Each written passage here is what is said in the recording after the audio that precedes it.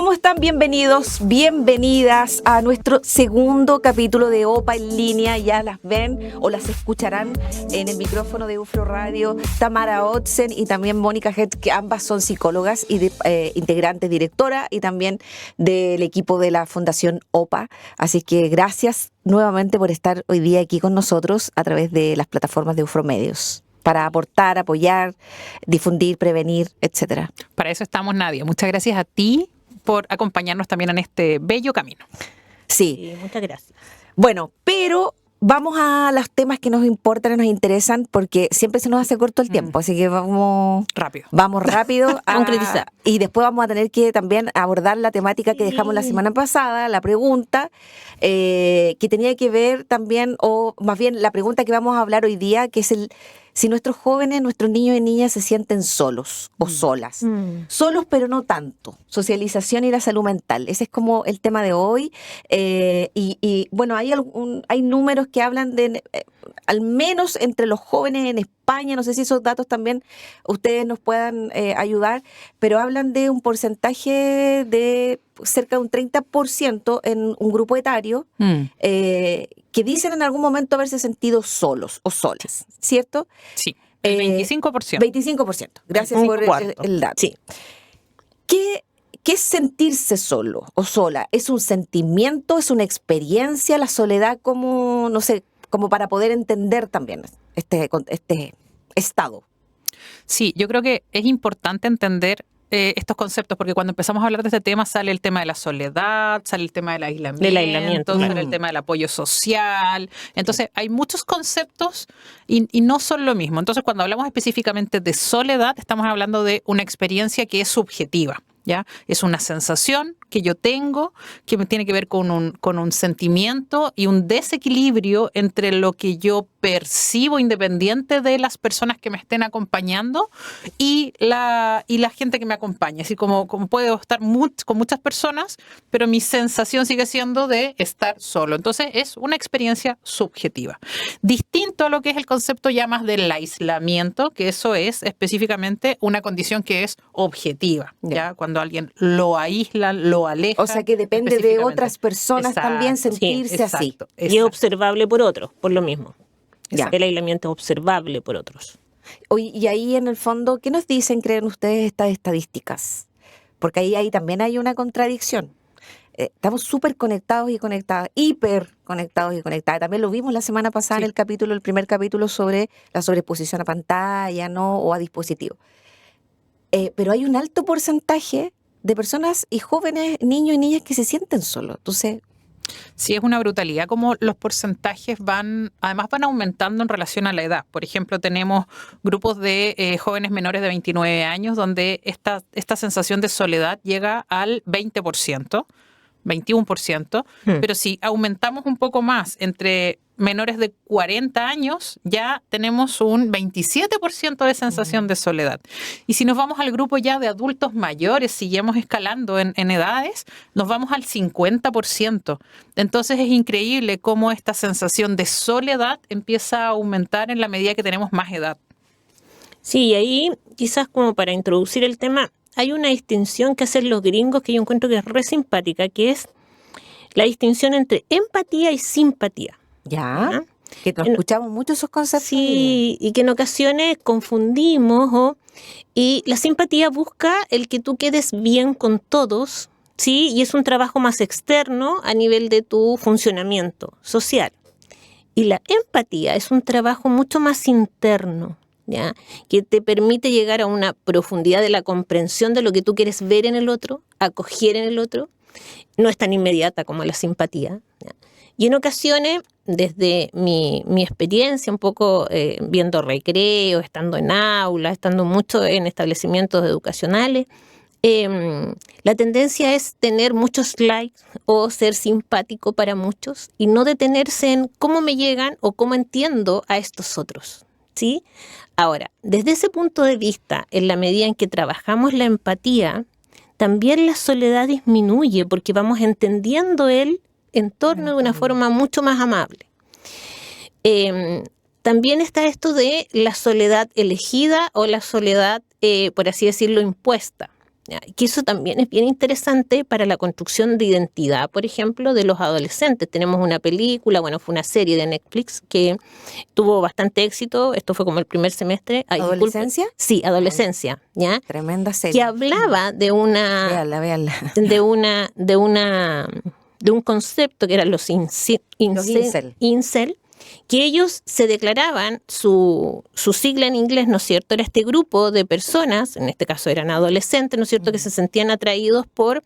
Principalmente hombres. Principalmente hombres, y por este movimiento, y que tenía que ver con el sentirse que ellos estaban solos porque eran vistos como perdedores. ¿Sí? Ya. Entonces, cuando unimos esta sensación de soledad, estoy solo por ser perdedor, es muy distinto a tener tiempos de soledad sanos, que también eso es algo que también hemos perdido. A veces, ¿qué hacemos en soledad, no? Y el cultivar esos momentos también es importante. Entonces, desde esa perspectiva, el impacto psicológico del estar hiperconectados, ¿qué tan hiperconectados con qué? ¿Solo con la simpatía de quedar bien con un grupo? ¿O estamos conectados con nuestro trabajo más interior de entender cómo son las otras personas? Y la inmediatez, la rapidez de la sociedad a veces nos aleja más, nos hace ponernos en situaciones simpáticas y dejamos de lado la empatía. Y eso, pucha, que es necesario, porque eso no solo en colegio, en la vida diaria, en la vida laboral. ¿Ya? No solo ser simpático, sino ponerme en el lugar del otro. ¿Ya? Y ahora, eso es un buen punto. Tú hablabas también del concepto de aislamiento y soledad. Pero antes de pasar a eso, yo creo que también para quienes nos escuchan hasta ahora o nos ven o están viendo nuevamente el capítulo, ¿cómo ayudamos en eso?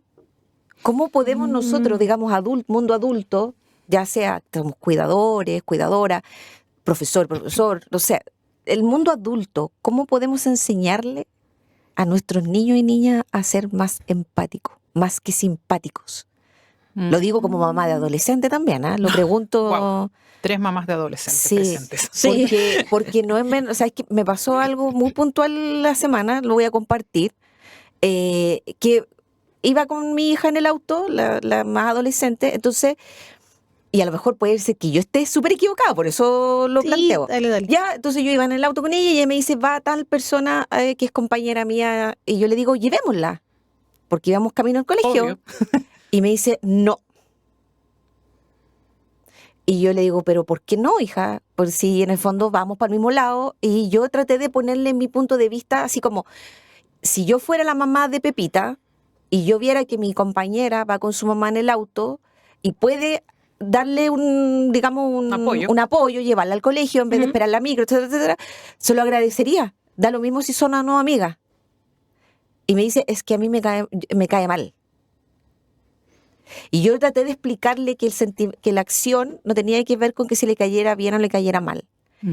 De alguna manera, no sé si fue, a lo mejor yo no sé si también me lo expliqué de la manera correcta. Uno a veces de verdad no sabe si el mensaje también le llega o no le llega. Sí. O sea, pero era mi manera, de alguna manera, se dio esa situación para yo darle como un ejemplo, decirle, esto también es ser un poco empático con alguien. No importa si te cae bien si o te cae mal. Bueno, sí. En resumen, evidentemente yo vi esa resistencia y también uno de repente queda como, oye, pero si yo la estoy criando para que sea... Claro, ¿qué estoy haciendo mal? Pero a lo mejor uno también tiene que, no sé, tomar distancia, respirar, no obligar, no sé. Ustedes son las expertas. Pero fue un ejemplo que me pasó y lo quise compartir. La adolescencia es tan entretenida, ¿no? Todo el rato nos pasan muchas cosas y ahí uno se olvida que tiene tal o cual profesión de origen.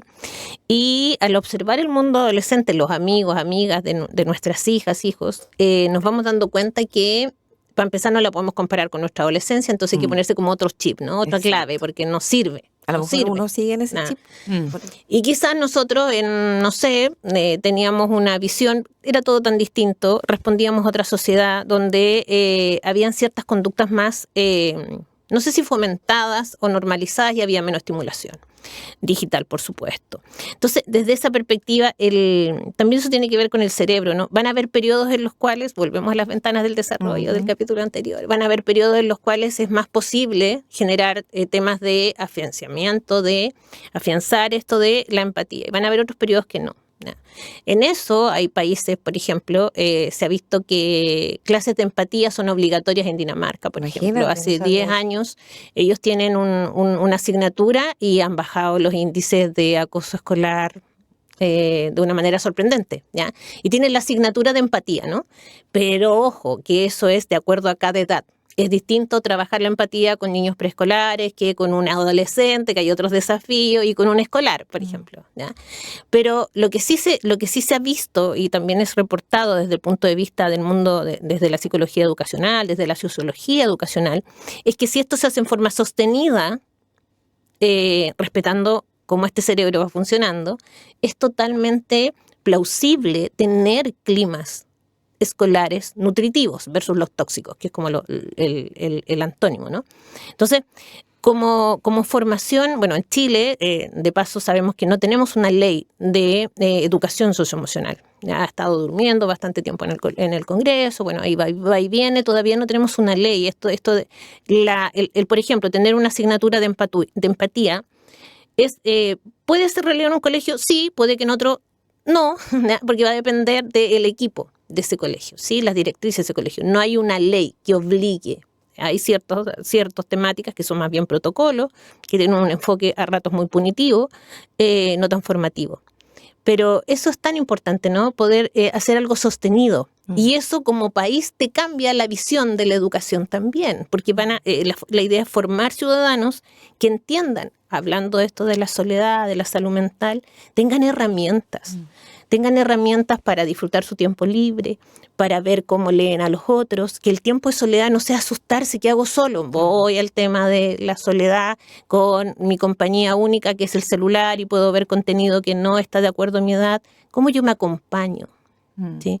Entonces, eso es posible de formar, por supuesto, eso tiene que ver con una alianza familia-colegio, no estoy diciendo que esto solo sea responsabilidad de los colegios. ¿Ya?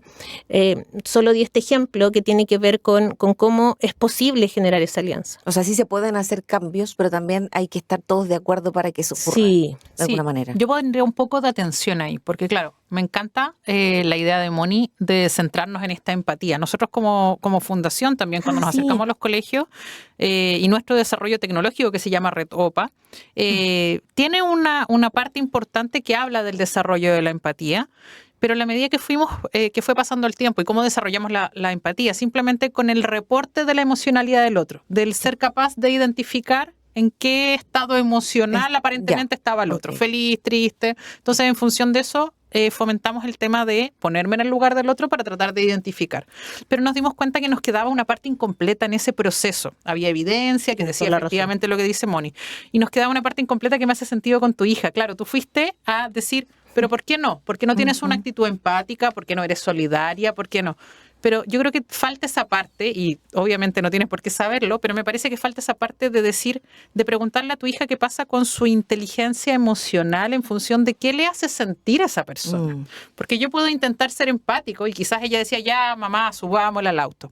Pero ¿cómo se siente de mal tu hija con esa persona que quizás le hace algún comentario desafortunado?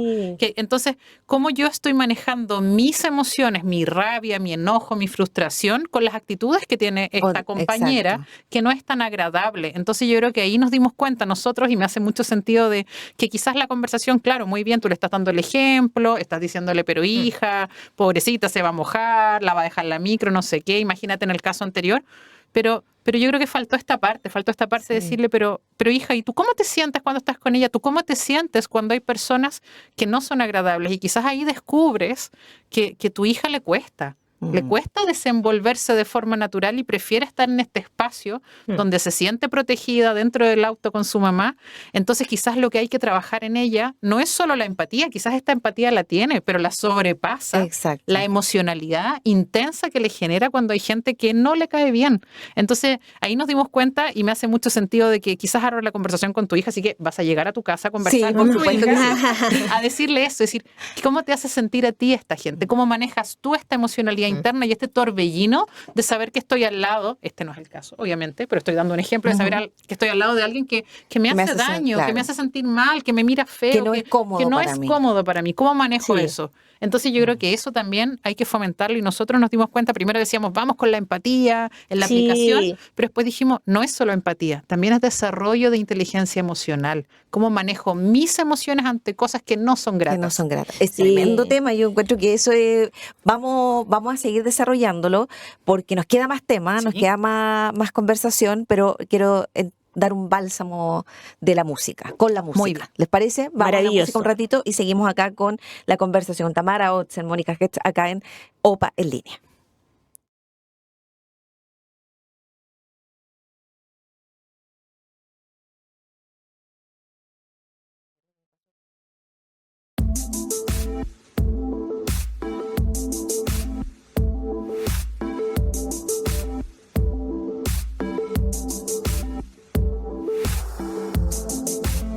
Seguimos acá en OPA en línea a través de UFRO Radio, UFRO Medios y todas sus plataformas, conversando esta vez sobre la soledad. ¿Qué es la soledad? Que también aprender de alguna manera, a manejar estos conceptos o diferenciar el aislamiento, la soledad. La soledad es un sentimiento, es una experiencia, lo hablábamos al principio.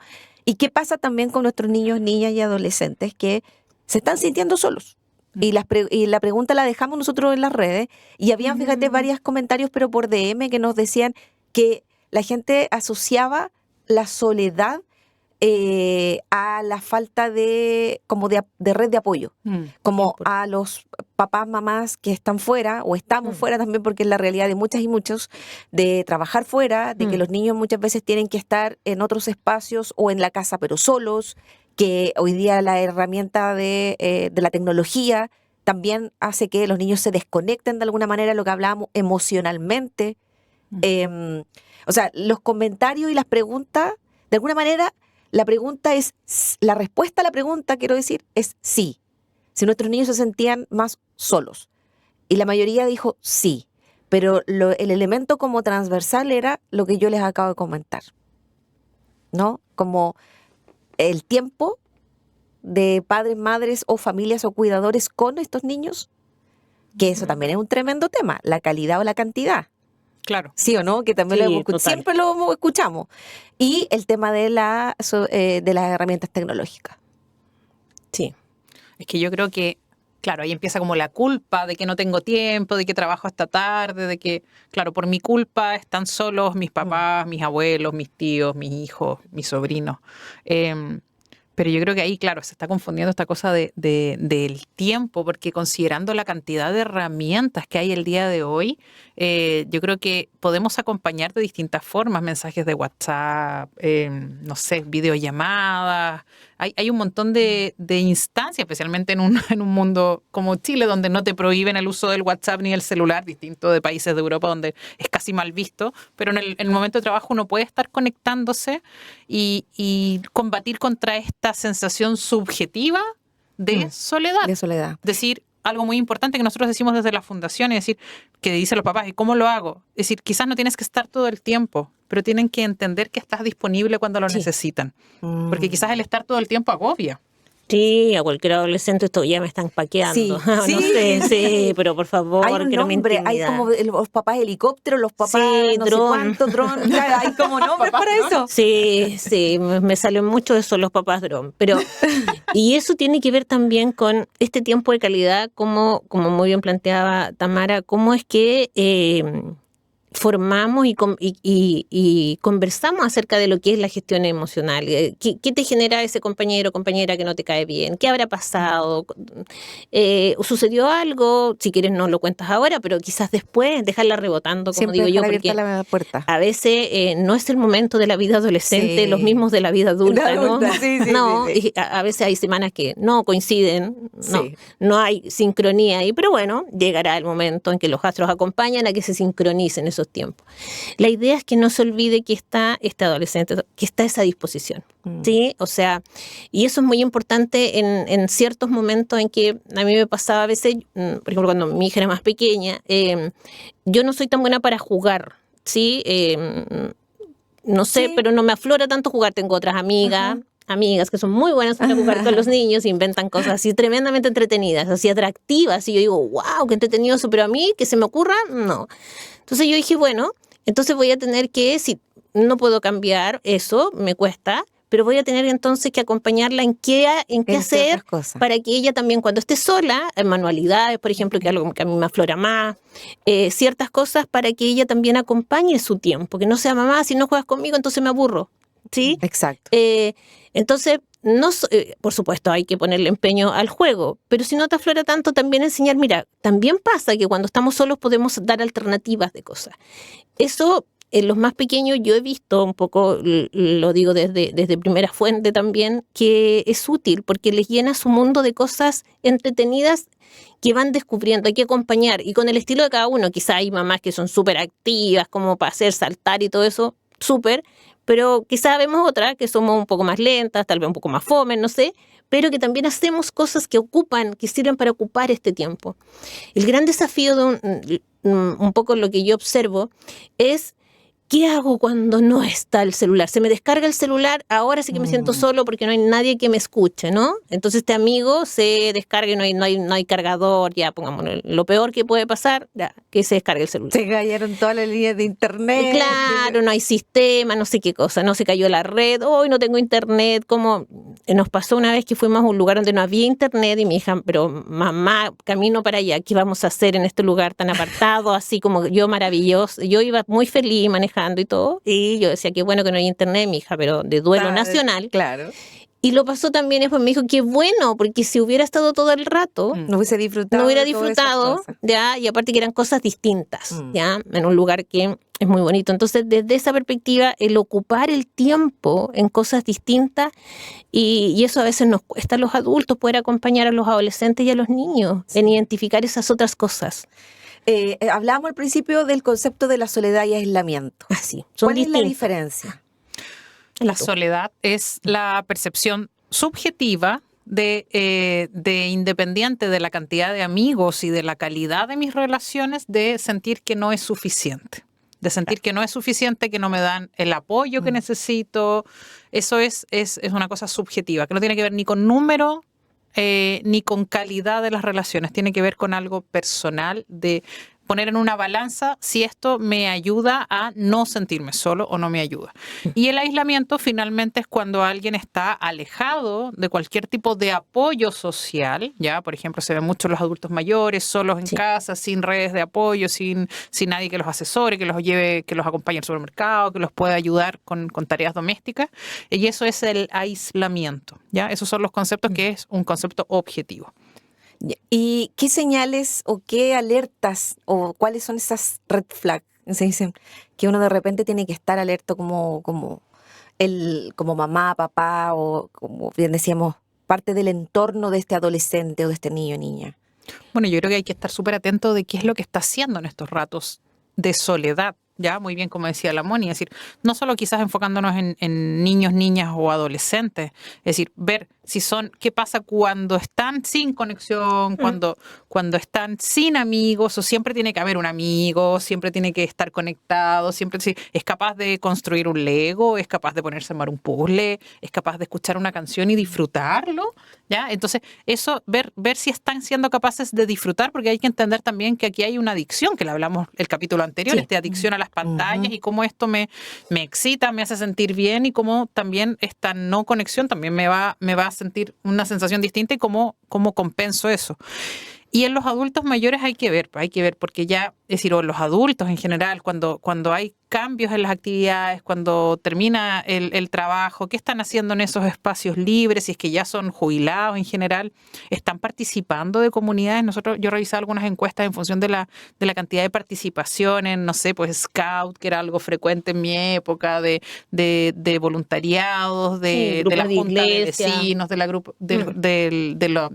grupo de iglesia. Entonces, ¿qué pasa? ¿Están en alguna actividad que los saque de esta rutina? Entonces, ¿y cuánto también disfrutan de esto? Hay gente, como decía muy bien Moni al inicio, quizás esta soledad también la elijo y soy capaz de lidiar con esto, y en ese momento aprovecho de pintar, aprovecho de tejer, estoy entretenida, escucho la radio tan importante que hablábamos hace un rato. o finalmente estoy un poco aburrido, este concepto del aburrido del adolescente, estoy aburrido, entonces yo me acuerdo que peleaba mucho con mi hijo y ¿cómo podía estar aburrido? Si hay tanta opción para hacer, entonces no puedes aburrirte, es decir, ¿cómo incentivo esa creatividad en esos momentos? Sí, bueno, y desde ahí hay un libro de esto que se llama así, Menos pantallas y más libros, ¿ya? Y que no me acuerdo en este minuto el autor, pero lo puedo traer para el próximo programa. Es un libro re interesante porque plantea cómo es que la lectura desarrolla una compañía personal. Cómo al abrir un libro de una novela, de algo que a ti te guste, mientras estás leyendo, después lo puedes compartir con quien tú quieras, ¿no? Acerca de lo que trata, pero cognitivamente las zonas del cerebro que se activan tienen que ver con cómo resuelvo un problema, porque te vas imaginando lo que va sucediendo, ¿no? Y no en imágenes, sino que desde los pensamientos, desde, oye, esto se parece a lo que leí antes, o de la historia personal, involucra muchos procesos. Entonces, lo que se ha visto también es que el fomentar la lectura, y ojo, el otro día conversaba con una profesora con un doctorado en lenguaje, que los libros solo con imágenes igual son un súper buen vehículo de estimulación. Yo siempre en eso estoy muy de acuerdo con, yo le decía al Tata Piaget cuando hacía clase en la universidad, Piaget, él planteaba siempre que el lenguaje era el motor del pensamiento. En la medida en que tenemos ideas, que de alguna manera comenzamos a tener un acervo mayor de conceptos, podemos tener un mundo tanto interior y comprender el mundo exterior de mejor forma, ¿ya? Y a mí me ha pasado en la práctica que chicos y chicas con distintos intereses lectores, desde el cómics hasta solo libros con imágenes, tienen también recursos para sentirse, para no huir de la soledad. Se pueden hacer cosas, pasan cosas cuando tengo mi cerebro pensando en esto, ¿no? ¿Por qué es importante, creen ustedes, hablar de salud mental y soledad hoy? Yo Porque creo en el fondo, esos dos conceptos de alguna manera tienen que ver, están unidos, no necesariamente. Bueno, sí, porque la evidencia dice que tanto la soledad como el aislamiento en general están directamente asociados a mayores índices de depresión, a mayores conductas suicidas específicamente, a mayor riesgo suicida, esta sensación de sentirme aislado, de no sentirme parte, perteneciente a nada, de sentirme discriminado, en general es un problema. Entonces yo creo que la salud mental, cuando está afectada la salud mental y como consecuencia de esta afectación progresiva de salud mental puede llevar a una conducta suicida, yo creo que este aislamiento es el primer indicio. Dejo de participar. Sí, una señal, dejo de contactarme. Bandera roja. Exacto, sí, es la bandera roja. Empiezo a estar irritable, me cuesta vincularme, me cuesta relacionarme, me cuesta hablar de lo que antes era fácil, de lo que me pasa. Empiezo a pensar que da lo mismo, que no voy a participar más en el grupo de scout, que no voy a ir más al voluntariado total, no, ¿para qué sirve? Empiezo a decir que no sirvo, empiezo a despedir. Empiezo a dejar de ir a partes donde iba.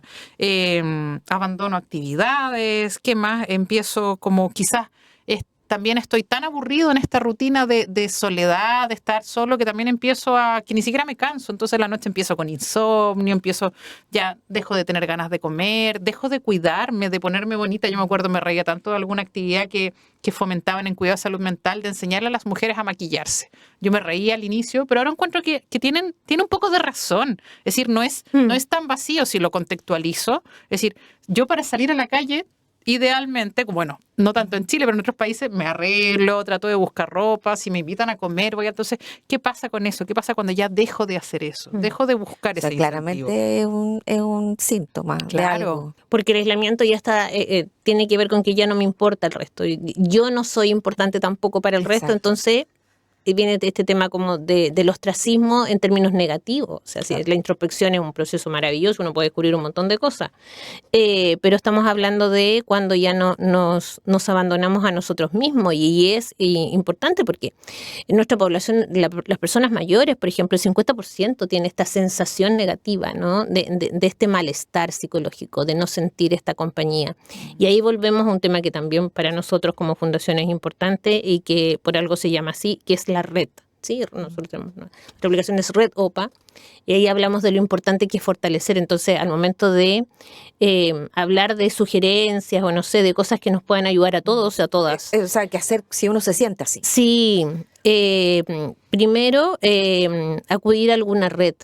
Y se ha visto, hay de hecho programas, nosotros por otro, bueno, en eso Tamara lo ha liderado, ella ha estudiado a través de lo que se llama metaanálisis, muchas distintas efectividad de programas para la prevención del riesgo de la conducta suicida, y lejos, si hay un factor que los une a todos ellos, es cómo se fortalecen las redes. No tanto el proceso, o sea, por supuesto es necesario un proceso introspectivo para ver cuáles son estas causantes, estos gatilladores de la conducta de riesgo, pero también es súper potente, y en eso independiente del país, algo que sí se comparte es la importancia de la red, del sentir que tú perteneces, y hay películas maravillosas que también lo señalan así. Hay una de un vecino que trabaja Tom Hanks, que me encanta esa película. El vecino gruñón. Sí, que es tan gruñón él, ¿no? Y qué increíble cuando sale de su casa y le pasan cosas, bueno, algunas son cómicas y todo lo demás, pero él se da cuenta de la importancia de la red. Incluso eso lo salva, hay muchas historias entre medio de eso, y que es un ejemplo de cómo la red te sana también. Y cómo puedes crear comunidad. Hay varios temas que vamos a seguir tratando, nos encontró el tiempo, pero hay algo que queremos contar sobre el capítulo que viene. Yo pensé que sobre el 8. Ya, bueno. O sobre el... sí, un evento importante que tenemos que comentarles. El 8 de septiembre en el Aula Magna de la Universidad de la Frontera, desde las 8:30 de la mañana, está publicado en las redes de UFROMEDIO, en las redes de Innovación UFRO y en las redes de OPA, de la Fundación OPA. Tenemos un evento para salud y educación para todas las personas que quieran participar, sean o no sean profesionales, que vamos a hablar de cuidado de salud mental y prevención de conductas suicidas en contextos educativos y contextos de hospitales, centros asistenciales en general. Eso es gratuito, es una jornada que está de las 8:30 hasta la 1:30, completamente gratuita en Aula Magna. O sea, si alguien quiere inscribirse a alguna parte o solo llegar. Pueden llegar y se pueden inscribir en el momento. Hay espacio para 600 personas. Nuestro objetivo es llenar. Sí. Y hay segundo piso también, así que no hay problema. Así que pueden llegar, pero idealmente se inscriben antes para tener claridad de quiénes van a hablar y todo.